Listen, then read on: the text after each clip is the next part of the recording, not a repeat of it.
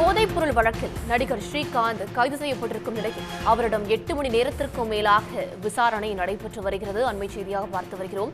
கைது செய்யப்பட்டு நுங்கம்பாக்கம் காவல் நிலையம் அழைத்து வரப்பட்ட நடிகர் ஸ்ரீகாந்திடம் தொடர்ந்து விசாரணை நடைபெற்று வருகிறது. போதைப்பொருள் எந்த வகையில் கிடைத்தது, எந்தெந்த நபர்களுக்கு தொடர்புள்ளது என்பது பற்றி அவரிடம் துருவி போலீசார் விசாரணையை மேற்கொண்டு வருகிறார்கள். அண்மை செய்தியாக பார்த்து வருகிறோம். இந்த வழக்கில் மேலும் ஒரு நடிகருக்கு தொடர்பு இருப்பதாக தெரியவந்த நிலையில் அது பற்றியும் அவரிடம் விசாரணை நடத்தப்படுவதாகவும் தகவல் வெளியாகி இருக்கிறது. நடிகர் ஸ்ரீகாந்த் விற்பனை ஏதும் செய்துள்ளாரா என்ற கோணத்திலும் தற்போது விசாரணை நடத்தப்பட்டு வருகிறது. இது பற்றிய கூடுதல் தகவல்களை வழங்குவதற்காக செய்தியாளர் சதீஷ் இணைகிறார். சதீஷ், கூடுதல் தகவல். போதைப் பொருள் வழக்கில் நடிகர் ஸ்ரீகாந்த் அவர்களுக்கு நுங்கம்பாக்கம் போலீசார் சம்மன் அளிக்கப்பட்டுள்ளது. அவர் நுங்கம்பாக்கம் காவல் நிலையத்திற்கு காலையில் அழைத்து வரப்பட்டு தற்போது வரை சுமார் 8 மணி நேரத்திற்கு மேலாக அவரிடம் விசாரணையானது நடைபெற்று வருகிறது.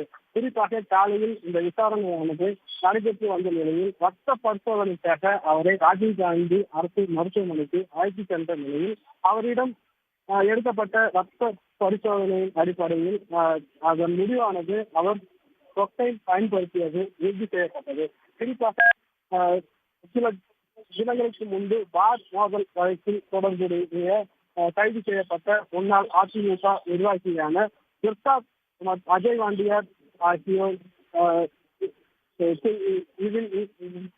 இதில் தொடர்பு இருந்த நிலையில் அவர்கள் கைது செய்யப்பட்டனர். இந்த நிலையில் பிரசாத் மூலமாக சிர்பித் என்கிற நபர் அறிமுகமாகி நடிகர் ஸ்ரீகாந்திற்கு அறிமுகமாகி நடிகர் ஸ்ரீகாந்த் அவர்கள் சிர்பித் என்பவரிடம் போதைப் பொருள் வாங்கி பயன்படுத்தியது விசாரணையில் தெரிய வந்தது.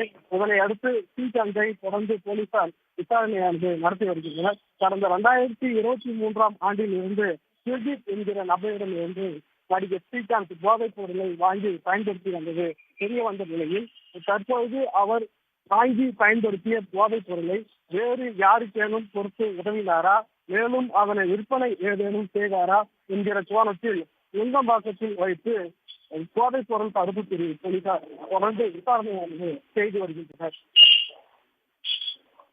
சதீஷ், விவரங்களுக்கு நன்றி. உடனுக்குடன் செய்திகளை தெரிந்து கொள்ள சன் நியூஸ் பெல் ஐகானை கிளிக் பண்ணுங்க.